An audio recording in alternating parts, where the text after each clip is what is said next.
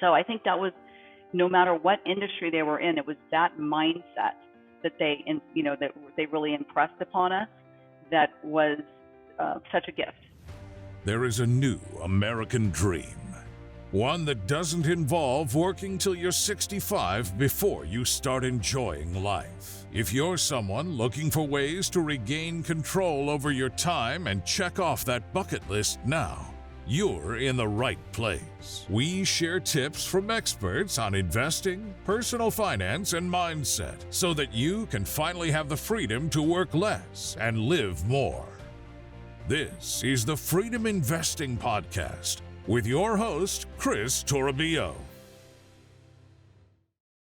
What's going on, everyone? This is Chris Toribio with the Freedom Investing Podcast, and I'm so happy you're here to join us for another amazing episode. If this is your first time tuning in, welcome to the show. Please make sure to hit that subscribe button so you can stay up to date with our latest episodes. Moving on to today's guest, we have Anna Myers. Anna is a third-generation commercial real estate entrepreneur who applies her 25 plus years of experience in technology and business to finding, analyzing, acquiring, and asset managing commercial properties in key markets across the United States. As a tech geek and systems architect, Anna is known as the chief plate spinner at Grocapitus. She collaborates with her business partner, Neal Bawa, to implement systems and processes that strive for efficiency and scalability, both within the company as well as throughout their portfolio. Anna and Neal have successfully completed equity raises totaling over $270 million in both the development and acquisitions of multifamily, mixed-use, and self-storage and build-to-rent fourplex and townhome communities, resulting in over 4,800 assets under management. Anna, welcome to the show. Before we dive into it, give us a quick 2-minute rundown of who you are, your background, and where you are in your journey to achieving time freedom. Awesome. Well, thanks for having me here, Chris. It's always fun to meet new people and join shows. And I'm just really happy to be here. So let's see, quick rundown on me. Yes, I am the third generation commercial real estate person. However, I didn't start out in commercial real estate because I was the youngest of 16 grandchildren. And so as a baby, I never got to work in the office. I actually was interested in lots of other things, and I'm kind of like an arts and science person. So my parents never knew like what in the world I was going to grow up and be. So I tend to swing back and forth between my art side and my science side. But what really got me focused as a young person is I became a single parent as a teenager, and I had to get focused really fast. So I was attending college, and I had to figure out how to, provide for my child. So I decided at that time to go into computers because I could be a programmer, and I'm a big problem solver. That's the other thing about me. I'm always doing puzzles and solving problems. So it seemed like a great fit for me. I was able to go to school and 3 days a week and program 2 days a week, and was able to make things neat. And so that's kind of how I went into the tech industry at first. It didn't really satisfy my design side, but that's where I started working on the user interface, and I got very involved with user interface and being an architect on that side. And long story short, I was in the tech industry for 18 years, and then the tech industry crashed, and that was in about the year 2000. And I was making very good money at that time. And I said, there's no way I'm going to reduce my fees to what they were now saying. I guess the other thing I should mention is I don't tend to work for anybody. I've always been an entrepreneur. I always had my own S Corp. And so I always worked as a consultant, because one thing my family taught me is, you need to work, be your own boss and do your own thing. That way you control everything. So anyway, tech industry crashed, and I did about turn. And that's when I went to my art side, and I opened a digital photography studio in the Bay Area. So that was quite the journey. Did that for about 18 years, and had a great career. I'm a very people-oriented person, so I focused on portraiture, family, babies. I love babies, women, adults, etc. So what happened at that point is I was getting hammered with taxes. I had a very successful business, and every time the tax bill would come around, even though I was doing a really good job with my QuickBooks and paying my payroll taxes, et cetera, every time my CPA would call me at tax time and say, "Yeah, well, you owe another $40,000 in taxes," I was just like, "Where's this going to end? I mean, why do I even work? It just seems like I work to pay taxes." So what I did at that point was I said, "All right, I've got to figure out how to work my taxes." And so at that point, I started investing in real estate to basically get a handle on my taxes. And so I started buying some single family houses, a duplex up in Portland, and able to take advantage of the depreciation. And that really helped. So my taxes started to get under control. At that point, I also was realizing that I basically was working for my business. Like the type of business I had was very service oriented. And my husband and I decided that we wanted to become digital nomads. When our kids left the house, we knew we couldn't retire at that point, but we wanted to live wherever we wanted to live. Well, I couldn't do that and own a photography studio because it's a very location specific career. So I had to come up with, what can I do that I can do from anywhere, still working, but be able to work from anywhere. And that's when I tied that together. Hey, I've been doing this real estate on the side. I can do real estate from anywhere. And so I did another pivot. I said, okay, I'm going to replace my photography studio career and become a real estate investor. It took me about 4 years to transition, but I did it. So 4 years later, I closed my studio and became a fully remote real estate investor way before COVID time. This was definitely before the pandemic. And that's when I launched my career full-time, actually working with Neal Bawa. I had met him at a conference, and he and I really hit it off. And so he was starting a new company, and I came in on the ground floor. What a fantastic set of experiences that you had there over the years. I mean, you started out growing up in this commercial real estate family, but being the youngest one, you didn't necessarily have exposure to the ins and outs of what they were doing in the business. And then on top of that, you also like to tap into the other side of your brain, which is your art side. So you have this business and tech background, and you also have this artistic background, both of which you actually implemented for a reasonable amount of time. I mean, 18 years in each of those industries. 18 years in both, yeah. Yeah. Absolutely. And then finally, you come full circle at the end of it because you realize that in order to help achieve your goals as wanting to have this flexibility in terms of location, you had jumped back into what your family had been doing as you were growing up, which was real estate. That's and right. So I definitely want to break that down a little bit here. I mean, one of the questions I was going to have was what your upbringing was like, but it sounds like you weren't really involved with it on the day-to-day growing up. But as you went full circle and got into the real estate space, did you feel you had any sort of competitive advantage going into there, given that your family had that background? I definitely do. Because so my father was an architect, and then my grandfather, he died when I was pretty young, but he left a big stamp on the family because he had developed a very large portfolio and built out shopping malls. I mean, he was very influential in the San Fernando Valley in LA. And then my father and his brothers were kind of running that after all of that. And then additionally, my dad being an architect. So I was always exposed to it.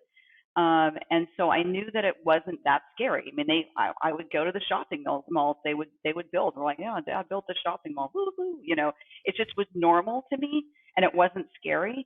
And I think the other thing that they really impressed upon me was what I mentioned, that you need to be, that there's nothing scary about being entrepreneurial. It should be your path forward. That working for someone else and just being a wage slave to somebody else is not desirable. You can do it, you can have your own business, control your own way.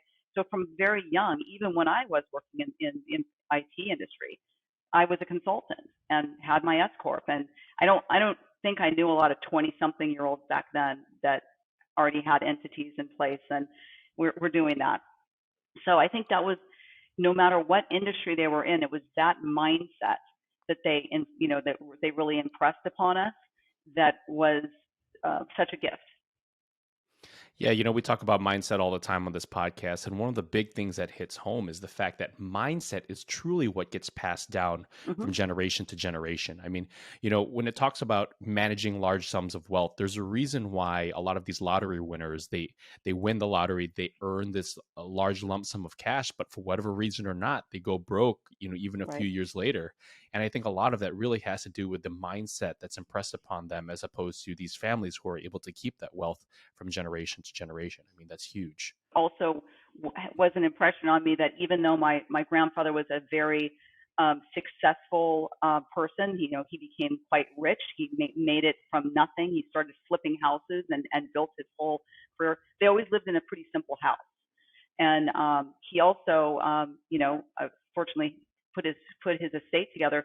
To this day, there is a trust that has a portion of the real estate of what he built together, and that trust is a charitable trust. And every year, there's hundreds of thousands of dollars that are being given. It's 40, 50 years later, and it's still happening. So it just shows you that real estate isn't just about your own freedom. It's a great way that you can build up something to really give back and make a difference in the world. And so I'm part of the organization that decides every year how that money should be allocated. And there's no profit. All that money is just sitting in there generating more profits, and the profits every year get given to charity. So I think that's an incredible thing that real estate allows us to do, is to give to others.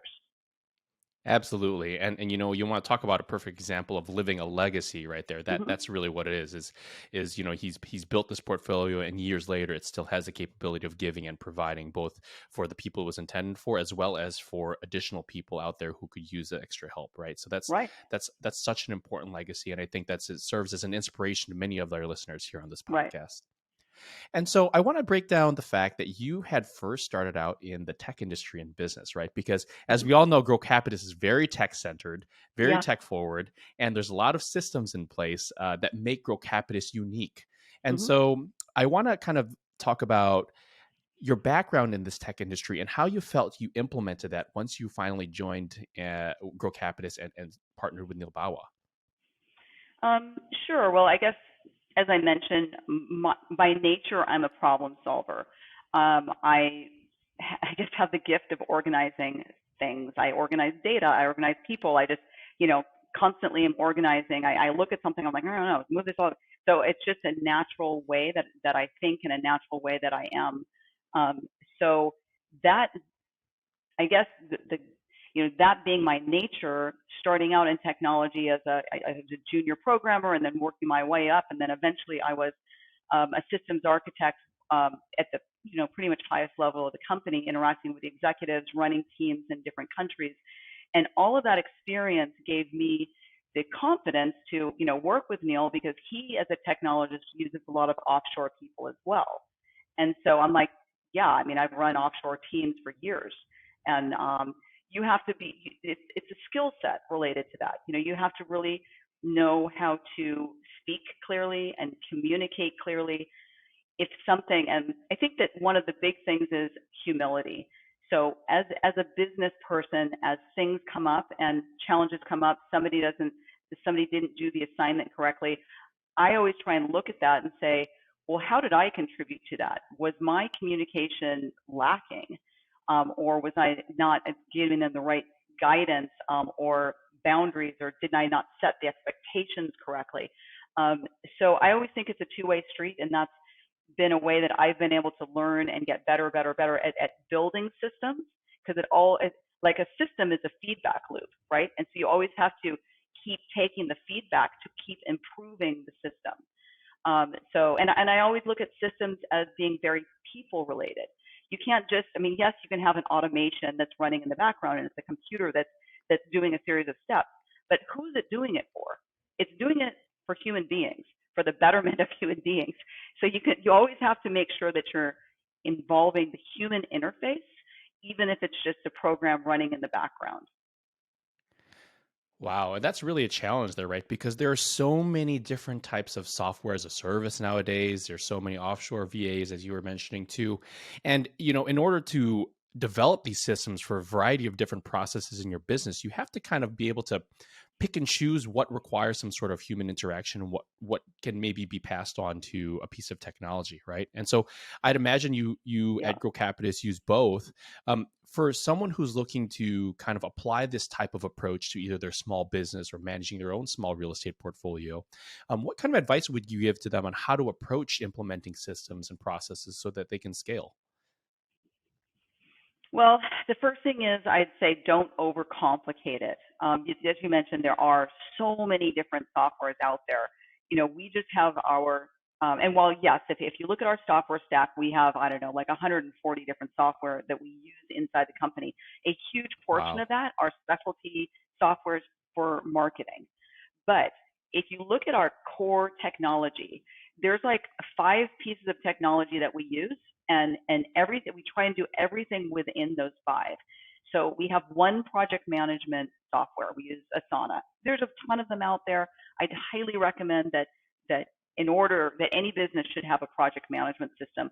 It really helps you hold people accountable, hold yourself accountable, and keep things on track. So that is a very key piece of software. They're not that expensive. You can look up Asana. There's a bunch of, there's Trello. There's a ton of them out there, and they're very comparable. The other thing we use is the G Suite. So we are a big Google Sheet, Google Doc. Everybody seems to understand it. So it's a very easy communication tool. We collaborate very easily using our Google Sheets to keep things going. And Google Sheets can be, and let me tell you, the other piece that we use is Slack. So we are huge Slackers.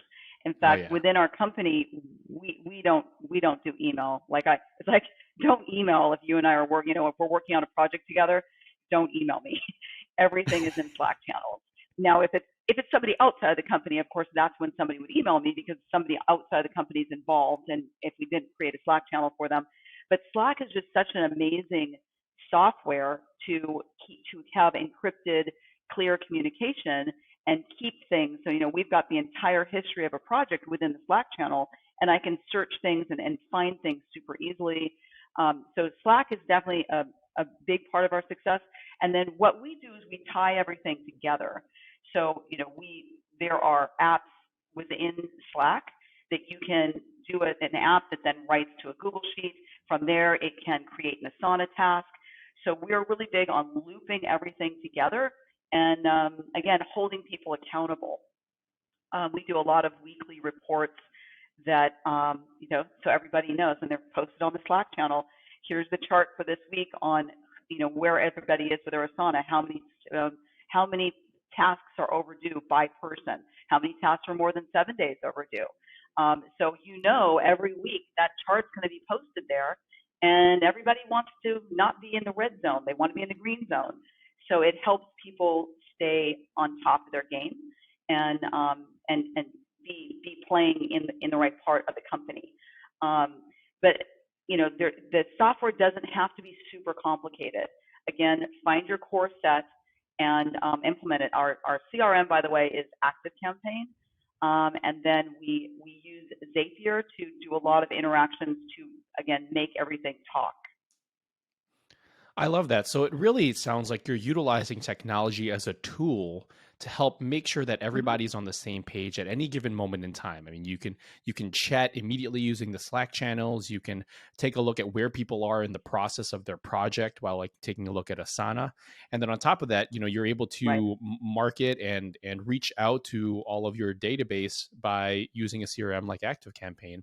And the interesting part about all of that is they're all tied in together, which is very, very impressive. I mean, that's to build something like that out Right. is truly a task. And, I commend you for being able It's to an have the level of ongoing vision. labor of love.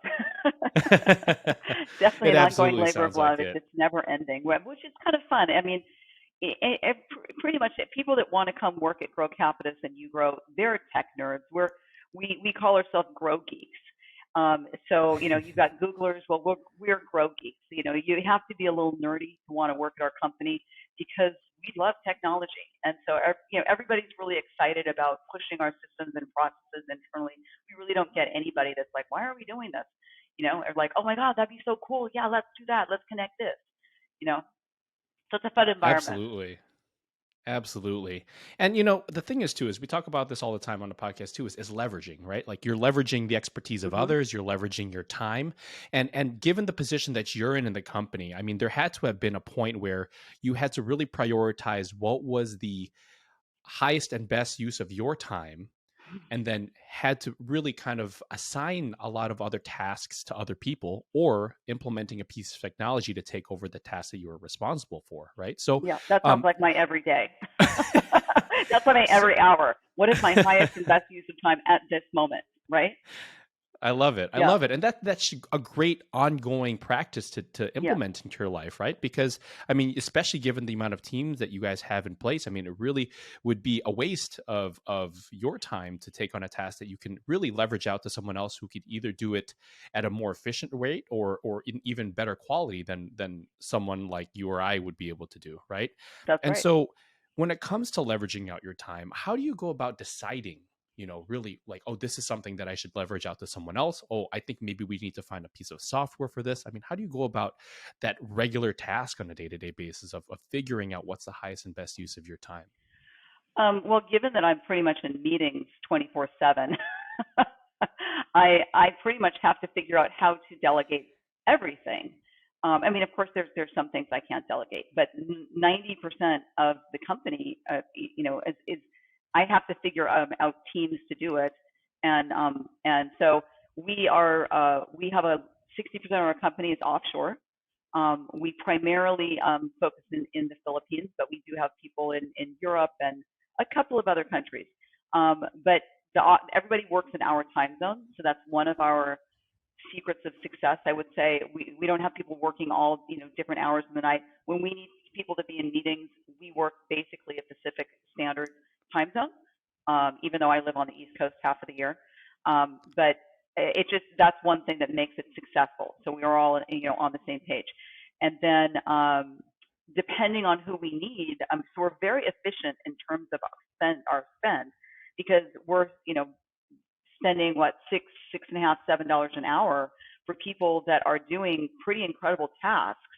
They're building automations, they're doing all kinds of stuff, and for them in their country, that's a good rate. And we offer steady work. I mean, we have people that have been working with us for years, and continue to work. And we're 40 hours a week.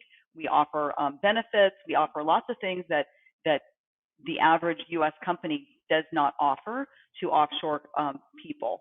So we're proud of our team, and that I think is one of the essentials, is looking at what needs to be done and what is the right pay scale to do it, because you always have to be thinking as the COO about the bottom line, right? So it's not just like, hey, let me find the person that is so overskilled they can do all of this. No, I have to break it down and say, what is the appropriate person from a dollar rate perspective that should be doing this task, as opposed to who should be doing this task, because you've always got to be looking out for the company's budget. I love that. And on that note, we also have a VA that's out in the Philippines, and we also pay them $7 per hour. And I got to tell you, that one person alone has taken on so many roles throughout our Mm-hmm. company as we continue to evolve over the years. And I completely agree with you. I mean, first off, it's a great living salary out over there, but at the same time, the capability of a lot of these people to execute on the things you need them to do is absolutely incredible. It's really, Yeah. really a powerful thing. And so, we're talking about leveraging your teams. It sounds like you have a system and a huge team of offshore employees, but at the same time, you also use a lot of these um, pieces of software, right? So, Mm-hmm. um, how do you go about deciding, maybe this is a software thing, or maybe we need to hire someone else out, or this is something we can delegate? I guess, how do you kind of prioritize people versus tech? Yeah, it's a great question. I think definitely part of it comes down to time, right? Like at this time, how much can the team take on? Our goal is, of course, to replace as much as we can with technology. So that's our first choice. And then have people holding the systems accountable, doing reporting, making sure things are working, but having the automations run that are doing the majority of the work. That's our goal. Um, but sometimes we're in a situation where, again, we run lean and mean. We don't have the time to implement that new process yet. So we have to take on a person to do the more manual method until we have time to implement the actual system. And I think that's a back and forth that I work with all the time, because I'm very eager. I get very excited about systems, but we have so much going on in our company. I have to be pragmatic and figure out, what is the order of events. So, and then of course there's the possibility of, we could just hire a consultant, right? A super high paid consultant, and have them come in and do it. Right. But we don't tend to operate like that. We tend to operate, we're like, if we're going to bring in a consultant, we want to get the most for our money. So we have to have a window of time as the directors and C-suite, well, it's me out of the C-suite, to spend with that consultant. So we're not just paying an exorbitant amount of money to have somebody come in, and we're like, oh gosh, we don't even have time to learn from this person. So we're always very, very careful with our money, which is a good thing. I mean, we invest using other people's money. And so I would think that our investors would like hearing that we're very, very careful about how we spend that money throughout our portfolio, throughout everything. So it's all about timing and slicing and dicing and making progress where you can, and priorities, right? Sometimes you think it's the top priority to get this system in place, and then a new project comes in or an initiative, and I've got to slide that off to the side and focus on that initiative and stay manual for a while longer. But over time, we are making huge progress. All right, Anna. So you make a really good point there. And you have to be very conscientious of the spending of your company, especially for someone who's just starting out, right? You have a very limited amount of capital that's available. You have a very limited amount of time too. And you really have to pick and choose what is the best way to leverage the expertise of others, right? So sometimes, as you're mentioning, you have a task that may not necessarily need the pro or the best of the best person to carry out that task. And what that requires you to do is really identify what it is you truly need, right? I mean, you don't necessarily need this highly paid consultant who has been an expert at all of these different fields. You may just be able to hire a VA who specializes in that very specific thing that you need. And now you just save yourself a ton of money because you don't have to hire that high level consultant, right? That's right. That's right. So that's a really smart thing here. And I want to kind of transition into how you kind of apply this to how you acquire, analyze properties, right? Because as we all know, right now in today's market, the cost of capital is extremely expensive, right? The debt interest rates are, going into the 7% in some areas, and it's just extremely expensive for a lot of deals to pencil out. And what a lot of people are transitioning to is finding these opportunities that may not necessarily even make it to market, right? And so what I kind of wanted to ask you, and without kind of giving away the secret sauce, is, I guess, what type of systems have you guys implemented into your business to find, analyze, and acquire properties so that way you can do it as efficiently as possible? Sure. So we really pride ourselves on being data-driven, and we have been since day one. Neal has a system that he developed that's called Location Magic, which is really a mathematical approach to how to pick cities and how to pick neighborhoods, or literally the blocks, where you should be investing within a city. And we use that system extensively. So there's a free way that he teaches how to do it using all three tools. We, of course, expand on that tremendously, and we are happy to pay for specific tools to pull data from those sources as well. And then we have a very comprehensive tracker, as we call it. It's a Google sheet that basically matches all of the data together. And every month we are tracking, I think it's 280 metros in the U.S., and we're seeing them go up and down. I mean, if you look at the columns across, I mean, it's 60 columns across. I mean, it's population. I mean, it just goes on and on and on and on. And then we're doing weighted averages based on things that we can change. So we, first of all, we're very, very keen on targeting markets. And by using this system, I mean, I always wonder if somebody, because when we get into markets, it's often right before the market takes off. And that's no surprise. It's because we're looking at the data, and sometimes I wonder why people don't say hey, you just got into, how did you know to get in that market? Well, the data told us to be there, and so that's, our biggest deal is how and where, where are we going to invest? So that's the big thing, right? So then we have our target markets. Within those target markets, then I've got a team. I used to be the acquisitions person, but now, of course, I have a team. I've got a director of acquisitions and development. He's got people that work under him, and they're actively looking at those markets and building relationships in those markets. So, brokers and land people and property managers and all kinds of people to try to find the best properties, and also off market. I mean, it's certainly off market properties are happening these days more than before. But honestly, for the past, I would say 5 or 6 months, we've been looking at what's coming on the multifamily side, but we've been pretty much pencils down. We have acquired land over the past 6 to 9 months, but we haven't seen any multifamily that made sense. So, and the land we buy for development purposes. So, but things are starting to change. We do hope that the debt market is going to start settling, and that basically the interest rates will start normalizing. We're hoping that turn is going to come. And just by having it start to normalize, the interest rate should get a lot better, because the spread that the lenders incorporate, which is really all about risk, right? And so that spread has gotten so large, it's nuts. So if we can just get to a period where that spread starts to reduce, then that's going to be a big deal for us. So that's definitely still a problem. But we think that multifamily values they're definitely on their way down. We think now is a good time to catch them. We're not looking to catch the bottom of the market, because who can plan that? Not even us, right? So we're very much going out and looking for the multifamily now, but the tricky part is still debt. But you got to get in contract before you can sort your debt stack out.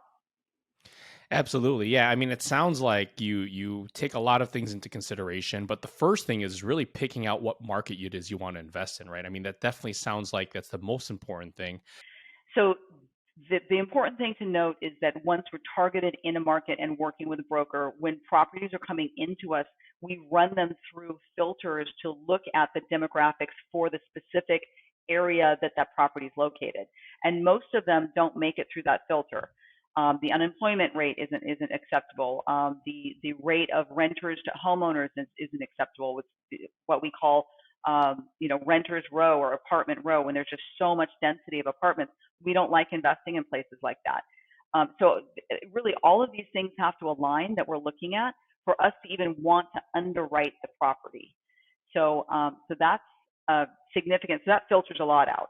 And then once we are underwriting, then of course we've got to find a deal, and we basically target the deal and are looking to say, what would we offer on this deal for us to produce what we want for investors. So that's the way we look at it. How much of a discount? That's the way we've been looking at it for the past, I don't know, say 2 years, because the prices have been so high. What discount would we need on this property for it to make sense for us? And there was times when it's like we would need a 20% discount.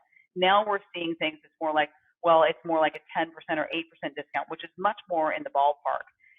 So we're starting to make offers again. And definitely we're working with off-market brokers who are giving us off-market stuff, as well as brokers that are giving us on-market stuff. The land environment has really changing now. The cost of land is starting to go down. There are shovel-ready deals that can also be scooped up. We're a developer as well. So, it takes a lot of time and money to get a project, from land through zoning and entitlement to being shovel ready. That's a long process. And if we can buy shovel ready projects, that's awesome, because a lot of people have got it there and now they're stuck because of debt or, various things going on in this tricky environment that we're all living in. And so they're willing to get rid of maybe some of the deals that are in their portfolio because they can't move them all forward. Well, that's an advantage that we can then capitalize on to scoop up some of these shovel-ready projects. Absolutely. I mean, especially in today's environment, we talk about ways to mitigate risk, especially if you're going to be taking on investor capital, right? I mean, you really want to make sure that in a very uncertain environment, you want to make sure that you're able to protect your downside. And one of those risks inherent to development is making sure that you go through that phase one process, right? Making sure that the entitlements are done. You're able to actually convince the city if you have to do a zoning change or you have to apply for some special use permits and things of that sort, that it's actually going to go through, right? And you're not stuck with this empty piece of land that you can't do anything with. So that sounds like a really smart way that your company is doing to kind of help mitigate the risk on the development side. Yeah, I mean, we do both. We buy land that's not entitled to, but we're seeing that there are shovel-ready projects coming up, and that's a great way to step forward. Absolutely. Absolutely.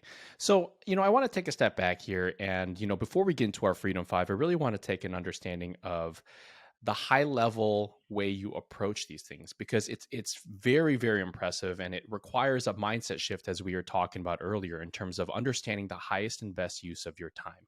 So what we've been finding in our business, and I can tell you, is we sit down and we have a whiteboard in front of us, and we go over what that process kind of looks like. We're like, okay, well, let's say we're going to be acquiring a property. Well, what does that property look like? What's our buy box? What's our crystal clear criteria that we have to abide by? And then from there, how do we source out those deals? And then you identify the KPIs, right? Like, all right, so if we have to purchase this property in this amount of time, then this means that we have to have this much deals in our pipeline. We have to be able to underwrite them at this amount of time. And then at that point, we're going to have to submit this many offers, and then ultimately get those a certain amount accepted. And is that the same process that you guys take on the acquisition side for finding properties? Yeah, I mean, I think that the process you described is a pretty normal process. It's a mathematical approach, which is, we're very mathematical people. I think that we have multiple sources of deals. As I said, acquisitions haven't been working out for us. So while we've continued to scan the horizon, we've been pretty much pencils down. And then we're looking for land. And then we also have a lot of people that bring deals to us that they want us to come in as equity providers and co-GPs on the deal. So those are three different buckets that we have. So we've got pipelines for all of those. And while the process is similar to what you described, we do have a kind of like a board meeting every week where Neal and I are being presented with, our teams are presenting us with, here's the incoming deals that we're looking at. Here's, as you were saying, like, here's the KPIs. Here's ones that we filtered out because of these reasons. We're underwriting these two. We wanted to get some more detail from you guys. What do you think about this? What do you think about that? It's a very collaborative meeting so that we can give them further guidance. And the thing that's important about this environment that we're in is things are always changing. So the guidance that we gave our acquisitions and development team may have been one thing 12 months ago, and it's a very different thing now. What they're looking for, what they should be looking for, what they shouldn't be looking for, what they should be avoiding, what kind of debt they should be looking for, what kind of things they should be making sure they get nowhere near. These things change because we're always looking at what's coming. The debt market is the most challenging right now, so we always have to make sure. So just using an example, we used to be looking for bigger deals, right? We were looking for maybe $45 million projects because we wanted bigger, chunkier equity checks. Well, with these days, but because debt is so difficult, we want smaller loans. So now we're looking for smaller projects because it's easier to get, a 10, 11, $12 million loan than it is to get a $30 million loan. Anything over $20 million is very hard to get. And so we have decreased the size of our deals so that they are less risky in terms of being able to go forward with more reasonable debt structures. I love that. Yeah, you're absolutely right. I mean, it's a constantly changing environment. It requires you at the highest level to really be able to identify how to pivot at any given moment and to identify really what makes sense there. And so what that requires of you in order to be able to do that is to really, again, delegate the day-to-day tasks to others so that way you can really stay on top of these ever-growing changes in the market. So again, for those of you who are having a small portfolio or have a small business who's looking to scale, if you really want to take it to that next level, you really sometimes have to take a step back and identify what is the highest and best use of your time. So that way you can either bring someone else on board to take care of the day-to-day responsibilities, and then you can focus on the most important part of the business, which is continuing to grow it. So I really appreciate all of those insights there. Yeah, and I will say that, for people that are a small company, even if they're, one person right now, if you're thinking about going into multifamily is a team sport. it is not possible for a single person to take down a multifamily acquisition. If somebody did it in the past, that's amazing, but that's not how it should be going forward, because once you get one or two under your belt, you've got to keep running that project. And there's no way that you can take care of that project in terms of being an asset manager, not a property manager, an asset manager, making sure that business plan is running effectively and continuing to go on and look for more property. So there's a lot of very specific roles within the multifamily world, and I definitely encourage people to find like-minded people with like-minded values. Values are very important with partners to make sure that everybody's on the same page, and that is really a way to scale, right? Find partners that you can work with and that have complementary skill sets to your own. It's not, don't find somebody that's exactly like you. Like, hey, I'm really good at math. I found someone else that's really good at math. No, find somebody that's really good at marketing. Find somebody that's really good at talking to people. Like, make a team that all bring a skill set together so that the combination of the whole set is this fantastic organic being. So that's, I think also just where you want to go is scaling your team is very critical when you're doing a multifamily. Love that. Really great insight there. Yes, it's absolutely a team sport, especially in the multifamily space. And, if you want to partner with, or if you want to get into these larger deals, oftentimes you have to maybe bring what skill sets you have to the table and find people who can complement, just as you said. So I love that. All right, folks. So we're coming towards the end of today's show, but before we finish, it is time for the Freedom 5. These are 5 questions that we ask every guest on our show, starting with the most important question. What is your why? What is the underlying motivation behind everything it is that you do? Well, I guess it shouldn't be too surprising, but I am looking to create generational wealth for my children and my grandchildren, similar to what my grandfather did for our family. So that is definitely a why for me. And also in that process to continue to be able to live a life as I do now as a basically a digital nomad. I'm bi-coastal. I live 6 months on the West Coast, 6 months on the East Coast, but I could really live anywhere in the world. And I love having that freedom, and this career has given me that, as well as the ability to feel that at some point in the near future, I will have created generational wealth for my family. I love that. Absolutely. Second question we have here. What book has had the largest influence on your life? Well, I had to look it up because it's been that long since I've read it, but it's Tim Ferriss's 4-Hour Workweek. And my husband and I both read that book. I think it must have been, 15, 16 years ago. And that's what set us on the path to being digital nomads. So we had to really set our goal that that's how we wanted to live and what we wanted to do. And it was about a 10-year process for both of us to change up our careers, for us to continue to downsize. Of course, we had children that were going to college, children coming back from college. So there was a lot of planning that had to happen. That I would say it was a 10-year process to go from reading that book to really living the life that we had wanted to create for ourselves to be true digital nomads. All right, third question we have here. What is the most impactful thing, whether it's a piece of technology, a habit, or a person, that has helped in freeing up your time? If I'm looking back in time, I would say the laptop, or, the ability to take everything on the road, and more recently, like a wireless router. Like, I'm actually able to work while I'm on the road with a Wi-Fi going as my husband's driving our transit van.